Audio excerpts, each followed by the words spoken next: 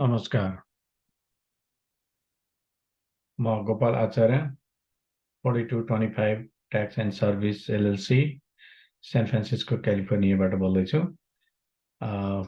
मैले आजको यो भिडियोमा ट्याक्स फाइल गरिसकेपछि IRS मा तिर्नुपर्ने ड्यू कसरी तिर्न सकिन्छ भन्ने सम्बन्धमा स्टेप बाइ स्टेप प्रोसेस कसरी गर्ने भनेर देखाउँदै यो भिडियो तयार गरिएको छ। आशा छ भिडियोलाई अन्तिमसम्म हेर्नुहुनेछ र यहाँलाई यो कुराहरू थाहा छ भने पनि अरूलाई यो इन्फर्मेसनहरू सेयर गरिदिनुहुनेछ भन्ने आशा लिएको छु। धेरै महानुभावहरूले फोन गरेर पैसा कसरी तिर्ने, अब यो कसरी तिर्ने, यसमा के राख्ने भनेर यस्ता धेरै क्वेसनहरू सोधिरहेको हुनाले मैले सबैको सहयोगको लागि यो भिडियो तयार गरेको हो। सबभन्दा पहिला IRS मा तपाईको ड्यू छ, फाइल गरिसक्नु भयो त अब पैसा तिर्नुपर्ने छ। त्यो पैसा कसरी तिर्ने भन्नको लागि तपाईले दुई किसिमले पैसा तिर्न सकिन्छ। एउटा तपाईको IRS मा एउटा एकाउन्ट पहिले क्रिएट गरेको छ कि छैन, अथवा एकाउन्ट क्रिएट गरिसक्नु भएको छ भने IRS को त्यही एकाउन्ट ओपन गरेर एकाउन्ट भित्रै गएर त्यहाँबाट तिर्न पनि सकिन्छ। यदि एकाउन्ट क्रिएट गरेको छैन भने एकाउन्ट क्रिएट नगरिकन पनि अनलाइनबाट तिर्न सकिन्छ। यसमा मैले basically without account sign up कसरी पे गर्न सकिन्छ भन्ने त्यो स्टेप बाइ स्टेप प्रोसेसहरू यहाँ मैले प्रस्तुत गरेको छु। यसको लागि सबभन्दा पहिला तपाईहरुलाई गुगलमा गएर यसरी irs.gov सर्च गर्नुस्। irs.gov सर्च गरिसकेपछि गुगल पेजमा यस्तो किसिमको पेजहरू तपाईले देख्न सक्नुहुनेछ। अनि यो पेज यहाँ सर्च रिजल्ट आइसकेपछि यहाँनिर मैले यो किन देखाउन पनि खोजिरहेको छु भने कहिलेकाहीँ स्पोन्सर पेज भनेर कसैले पैसा तिरेर यहाँ माथिपट्टि अरु स्पोन्सर पेजहरू पनि आउँछ कहिलेकाहीँ गुगल सर्च गर्दाखेरि। त्यसले गर्दा तपाईले त्यहाँ मेक्सर नगरिकन माथिको क्लिक गरिदिनु भएर भने तपाई अर्कै ठाउँमा पुग्न पनि सक्नुहुन्छ। त्यो चाहिँ मेक्सर गर्नु होला। यहाँ मैले irs.gov सर्च गरिसकेपछि सर्च गर्दाखेरि यो पेज देखाएको छ, जस्तो इन्टरनेट रेभेन्यू सर्भिस भनेर जुन irs.gov भन्ने पेज यहाँ देखिन्छ। यहाँ क्लिक गर्दा कुनै फरक परेन, तर यहाँ अर्को पनि केही हुन सक्छ कहिलेकाहीँ, त्यो चाहिँ विचार गर्नु होला। स्पोन्सर पेजहरुमा स्पोन्सर पेज भनेको पैसा तिरेर उनीहरुले एडभर्टाइजमेन्टको लागि त्यहाँ फर्स्ट पेजमा आउने गरेर अरु कुनै लिंकहरु पनि त्यहाँ त्यसरी राखिदिएको हुन सक्छ गुगल पेजमा। त्यो चाहिँ मेक श्योर गर्नुस् भनेर मैले यो खास देखाएको। यसै तपाईले irs.gov सर्च गरिसकेपछि यहाँ तपाईले यो इन्टरनेट रेभेन्यू सर्भिसमा यहाँ क्लिक गर्नुस्, अथवा एकैचोटी तपाईले यहाँनिर गएर मेक अ पेमेन्ट भन्ने एउटा ट्याब देख्नुहुन्छ, यहाँनिर तपाईले क्लिक गर्न सक्नुहुन्छ। जब यो तपाईले क्लिक गरिसकेपछि तपाईको कम्प्युटरमा यो पेज IRS को यो पेज ओपन हुन्छ।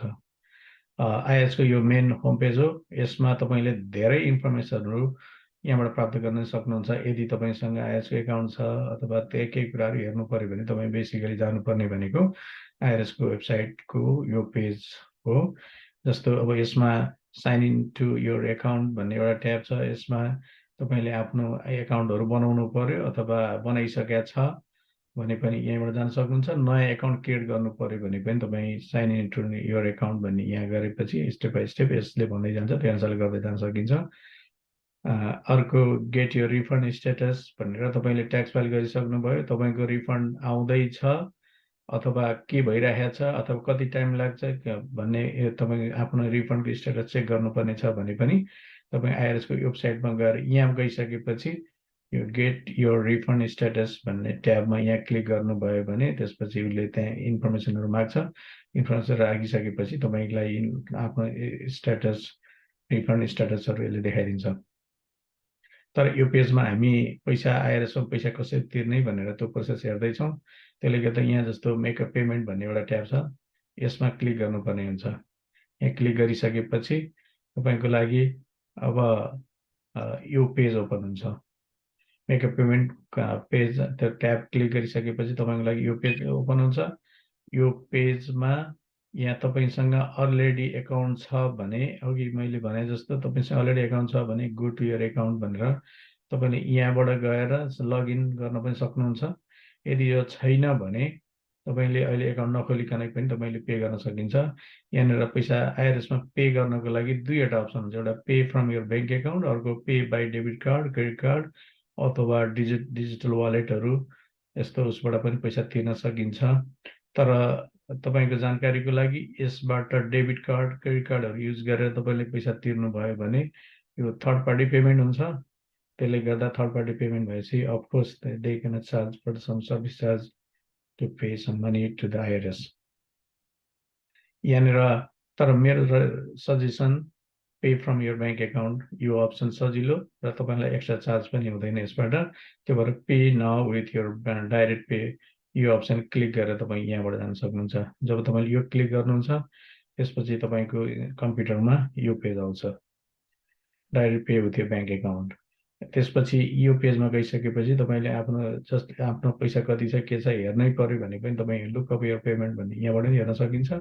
होइन भने हामी यहाँ अहिले मेकअप पेमेन्ट भनेको पैसा तिर्नको लागि मेकअप पेमेन्टको अप्सनमा यहाँ जान सक्छौँ। जब मेकअप पेमेन्ट क्लिक गर्छौँ त्यसपछि हामीले तपाईलाई IRS को यो पेज ओपन हुन्छ। अब तपाई पैसा तिर्ने प्रोसेसमा हुनुहुन्छ। त्यसपछि यहाँ 4-5 वटा प्रोसेस स्टेपहरू हुन्छ यसमा। जस्तै यो डाइरेक्ट पे भन्ने पेजमा तपाईँ यहाँ आइपुगिसकेपछि अब तपाईले यहाँ रिजन फर पेमेन्ट भन्ने एउटा अप्सन त्यहाँ क्लिक गर्नुपर्ने हुन्छ। त्यहाँ धेरै अरू पनि रिजनहरू त्यहाँ हुन्छ। म अहिले अर्को स्लाइडमा मैले त्यो देखाउँछु। यहाँ चाहिँ हामीले त्यो धेरै रिजनहरू मध्येबाट हामीले balance due, mostly regular tax पेमेन्टको ड्यू छ भने त्यसलाई हामी ब्यालेन्स ड्यूको रूपमा, रेगुलर ब्यालेन्स ड्यू छ भने यसलाई ब्यालेन्स ड्यूको रूपमा हामी यहाँ चुज गर्छौँ। त्यसपछि अर्को अप्लाई पेमेन्ट टु भन्ने के को लागि पैसा तिर्दैछौँ भन्दा यहाँ पनि 4-5 वटा अप्सनहरू हुन्छ। यसमध्ये हामीले ट्याक्स फाइलको पैसा तिर्दैछौँ भने बेसिकली यसमा इन्कम ट्याक्स फर्म 1040 भन्ने चुज गर्नुपर्ने हुन्छ।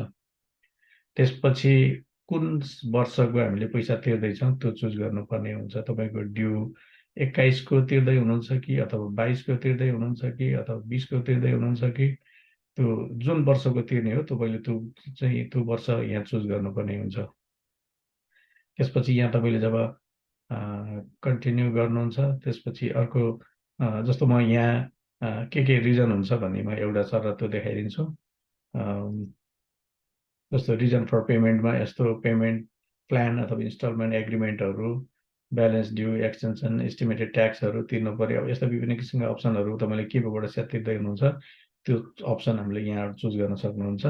यो पेमेन्ट प्लान अथवा इन्स्टलमेन्ट एग्रिमेन्ट भनेको तपाईको IRS सँग कुनै इन्स्टलमेन्ट पेमेन्ट गरेछ, इन्स्टलमेन्ट एग्रिमेन्ट गरेछ र पैसा तपाई मन्थली पैसा तिर्दै हुनुहुन्छ भने यो अप्सन क्लिक गरेर तपाई मन्थली पेमेन्ट चाहिँ यो क्लिक गरेर गर्न सक्नुहुन्छ। तर टोटल पेमेन्ट गर्नु पर्यो, कुनै पेनाल्टी चार्ज गरिरहेछ त्यो तिर्नु पर्यो, कुनै ड्यू बाँकी छ भने चाहिँ ब्यालेन्स ड्यू चुज गरिन्छ। त्यही भएर हामीले अघिल्लो पेजमा रिजन फर पेमेन्ट भन्नेमा ब्यालेन्स ड्यू चुज गरेका छौँ। त्यसपछि अर्को अप्लाई पेमेन्ट टु भन्दा इन्कम ट्याक्स फर्म 1040 भयो। जस्तो अर्को इन्सुरेन्सको लागि, हेल्थ केयरको लागि तिरेछ भने, यो रिटायरमेन्ट यस्तो गरेछ भने अरू फर्महरू भयो। तर बेसिकली हाम्रो ट्याक्स फाइलको लागि चाहिँ इन्कम ट्याक्स फर्म 1040 क्लिक गरिन्छ, चुज गरिन्छ। त्यसपछि ट्याक्स पिरियड अघि मैले भने जस्तै 20, 21, 19 जति हो, जुन वर्षको पैसा तिर्दै हुनुहुन्छ, जुन वर्षको ड्यू हो त्यो पैसा त्यो तपाईले यहाँनिर सिलेक्ट गर्नुपर्ने हुन्छ। त्यसपछि तपाईले जब कन्टिन्यू गर्नुहुन्छ तपाईको कम्प्युटरमा यो पेज आउँछ।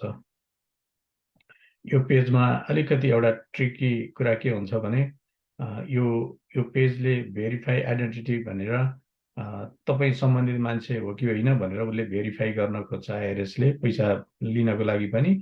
किन भन्दा तपाई जस्तो लाइक 22 को पैसा तिर्दै हुनुहुन्छ भने यहाँ 21 अथवा तपाई 21 को पैसा तिर्दै हुनुहुन्छ भने अर्को वर्षको लाइक 20 को इन्फर्मेसन यहाँ राखेर तपाईले सबमिट गर्नुपर्ने हुन्छ, ताकि IRS लाई थाहा होस् अघिल्लो वर्ष तपाईसँग यो सबै कुराहरू, तपाईको इन्फर्मेसन अघिल्लो वर्षको फाइलसँग म्याच गर्यो भने तपाई सम्बन्धित मान्छे यो हो भन्ने उनीहरूलाई सिस्टमले रेकग्नाइज गर्छ र त्यसपछि तपाईलाई फर्दर प्रोसेसको लागि अगाडि बढाउँछ।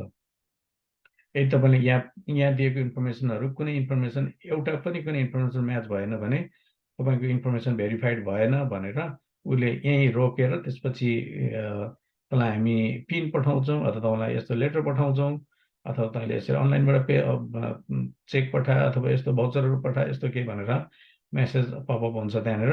त्यो भएर यहाँनिर अलिकति ट्रिकी हिसाबले अलिकति विचार गरेर राख्नु होला। जस्तो यहाँ हामी एटलिस्ट 22 को पैसा तिर्दैछौँ भने त्योभन्दा अघिल्लो वर्षको एटलिस्ट 1 वर्ष अगाडिको राख्नुपर्ने हुन्छ र जुन वर्षको यहाँ तपाईँले जुन साल यहाँ राख्नुहुन्छ यसपछि त्यो सालमा तपाईँको फाइलिङ स्टेटस जे थियो त्यो यहाँ राख्नुपर्ने हुन्छ। फर इक्जाम्पल 22 मा तपाईँ म्यारिड फाइलिङ जोइन्ट गर्नुभएको छ तर 21 मा तपाईँ सिङ्गल हुनुहुन्थ्यो भने यहाँनिर सिङ्गलै फाइल राख्नुपर्ने हुन्छ। त्यसपछि name date of birth last name यो त सबै सेमै हुने भयो तर त्यहाँ तलपट्टि एउटा के हुन्छ भने एड्रेस पनि हुन्छ। एड्रेस पनि उसले म्याच गर्नुपर्ने हुन्छ। तपाईँ 21 को फाइलमा जुन एड्रेस राखेर फाइल गरेको थियो त्यो एड्रेस नै राख्नुपर्ने हुन्छ। यो जस्ट भेरिफिकेसनको लागि मात्रै हो। तर नयाँ कुराहरू त तपाईँको अर्कोमा भइहाल्छ। तर यो चाहिँ भेरिफिकेसन गर्दा लास्ट इयरको उनीहरूको डेटाबेससँग तपाईँको यो इन्फर्मेसन म्याच होस् भनेर उनीहरूले यो अप्सन राखेको हो। त्यसपछि तपाईँले यसमा कन्टिन्यू गरिसकेपछि तपाईँलाई यो पेज आउँछ। तपाईँ जब त्यो पेजमा भेरिफाइड भइसकेपछि यो पेज ओपन हुन्छ। यदि यो पेज ओपन नभइकन your identity is not verified भन्यो भने त्यसपछि तपाईँले अर्को प्रोसेसमा जानुपर्ने हुन्छ। उनीहरूले त्यहाँबाट चिठी पठाउँछौँ यस्तो गर्छौँ भनेर उनीहरूले त्यहीँनिर भनिहाल्छ। त्यसपछि तपाईँको इन्फर्मेसन भेरिफाइड भइसकेपछि त्यसपछि उसले यहाँ कति पैसा तिर्ने अप्सन राख्न दिन्छ। Put the dollar amount you are paying how much यो राख्न सकिन्छ। त्यसलाई कन्फर्मको लागि दोहोऱ्याएर राख्नु पर्यो। त्यसपछि यहाँनिर एउटा अप्सन हुन्छ यो पेमेन्ट डेट भनेर। यो चाहिँ 1 वर्षभित्रमा 365 दिनभित्रमा तपाईँले तिर्न स्केड्युल गर्न मिल्छ। यहाँबाट तपाईँले कुनै पनि दिनलाई आज तपाईँले यो सबमिट गर्दै हुनुहुन्छ तर 3 महिनापछि पैसा तिर्छु भन्नुहुन्छ भने पनि यहाँबाट स्केड्युल गर्न मिल्छ। यहाँबाट तपाईँले चुज यहाँ क्लिक गर्ने यो क्यालेन्डर साइन क्लिक गरिसकेपछि तपाईँलाई त्यहाँ नेक्स्ट गर्दै जानुहोस् कुन चाहिँ महिना कुन गतेमा पैसा तिर्न चाहनुहुन्छ त्यो क्लिक गरिसकेपछि त्यो डेटमा मात्रै उनीहरूले पैसा IRS सिस्टमले तपाईँको एकाउन्टबाट पैसा विड्रा गर्छ।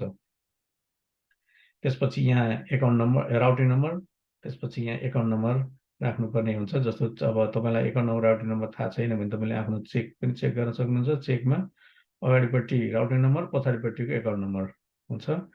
त्यो भएर अथवा तपाईँले फोनमा अनलाइनमा हेर्नु भएको छ भने त्यहाँ छुट्याएर दिएको हुन्छ यो एकाउन्ट नम्बर यो राउटिङ नम्बर भनेर।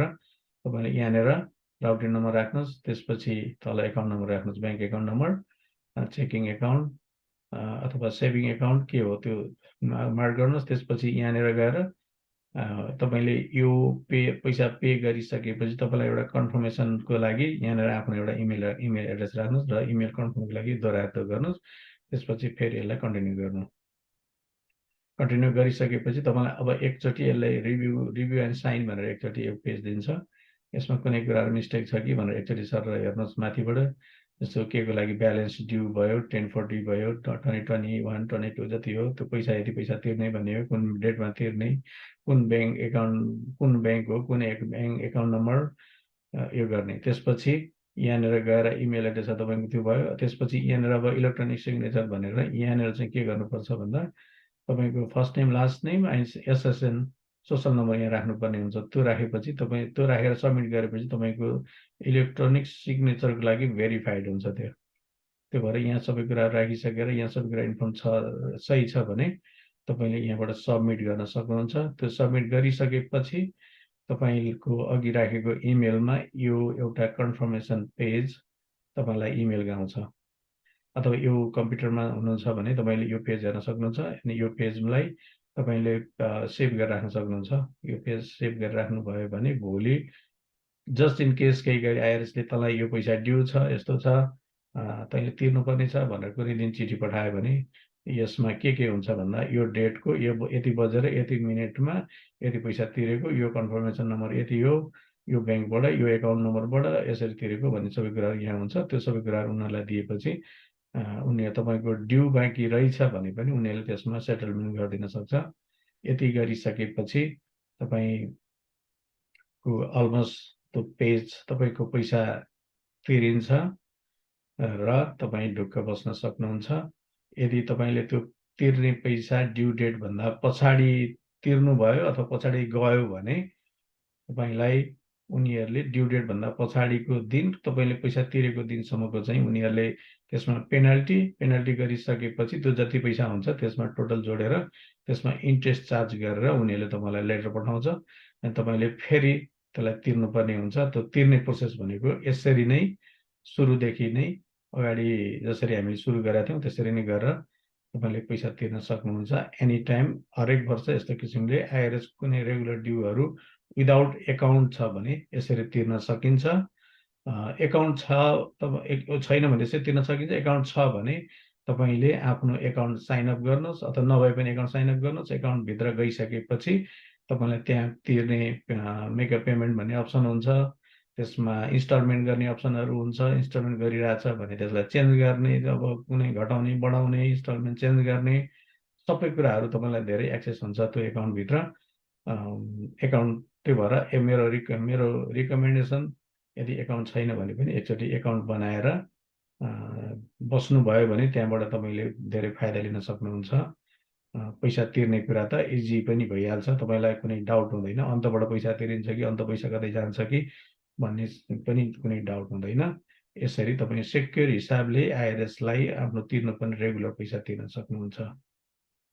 यस सम्बन्धमा अरू कुनै पनि ट्याक्स सम्बन्धी कुनै इस्युहरू कुनै कन्सर्नहरू केही छ भने यहाँहरूले मलाई सम्पर्क गर्न सक्नुहुन्छ। मेरो फोन नम्बर 5104702743 र कुनै कन्सर्न छ भने तपाईँले मलाई इमेल पनि गर्न सक्नुहुन्छ 4225tax@gmail.com मा।